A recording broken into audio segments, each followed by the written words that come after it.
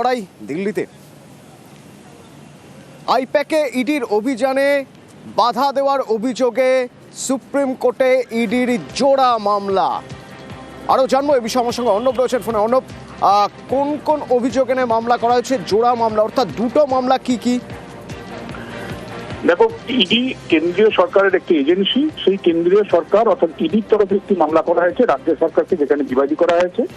আর দ্বিতীয় মামলাটি করা হয়েছে যে ইডি এনফোর্সমেন্ট ডিরেক্টরেট আইপ্যাকের অফিস এবং তাদের কর্ণধারের বাড়িতে অভিযান চালাতে গিয়েছিল, তারা বাধার সম্মুখীন হয়েছিল।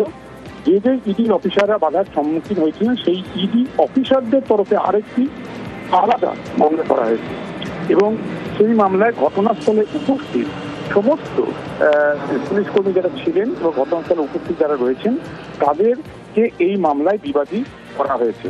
এবং কলকাতা হাইকোর্টে যেরকম আবেদন ছিল সেই একই রকম আবেদন সুপ্রিম কোর্টেও রয়েছে। ওটা ক্রিমিনালিটি খোঁজার জন্য সিবিআই তদন্ত, ইডি অফিসারদের রক্ষা কবচ এবং একই সঙ্গে যে যে ডকুমেন্ট সেদিন অভিযান স্থল থেকে নিয়ে গেছে পুলিশ অতি সক্রিয় হয়ে সেগুলি তাদের হাতে ফেরত দেওয়া, কারণ তারা স্বীকার করতে পারেনি। আর একই সঙ্গে ইডি অফিসারদের বিরুদ্ধে যদি কোনো রকম কড়া পদক্ষেপ নিয়ে না ফেলে এক্ষেত্রে কলকাতা পুলিশ বা বিধাননগর পুলিশ চাই তাদেরকে রক্ষা কবচ দেওয়া, মূলত এই আবেদন। তবে মূল যে বিষয়টি সামনে আনা হয়েছে দুটি মামলাতেই, তার নির্দেশ হচ্ছে এই পিএনএল অ্যাক্টে, prevention of money laundering act, এই অ্যাক্ট অনুযায়ী পশ্চিমবঙ্গে ইডি কি আগামী দিনে অভিযান চালাতে পারবে না পারবে না, এই প্রশ্নের উত্তর দেশের শীর্ষ আদালতের কাছে ছুড়ে দেওয়া হয়েছে ইডি বা ইডি অফিসারদের করা মামলায়।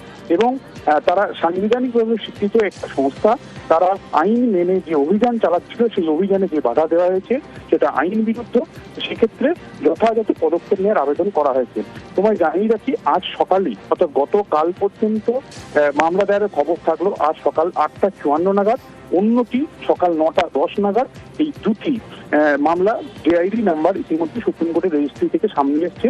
তবে এক্ষেত্রে একটা বিষয় উল্লেখ করা ভালো অতনু, কলকাতা হাইকোর্টের লড়াই যখন ইডি করছিল সেই সময় তাদের সঙ্গে ছিল অতিরিক্ত solicitor general S B Raju.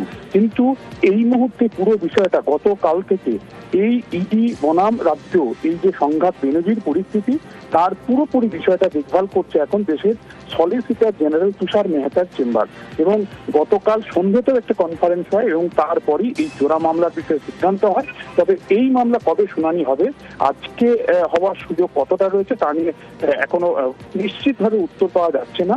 সেক্ষেত্রে দেখার দিনের পরবর্তী সময় বা কাল সকালে সুপ্রিম কোর্টের নজরে বিষয়টি এনে জরুরি শুনানি চাওয়া হয় কিনা। ধন্যবাদ।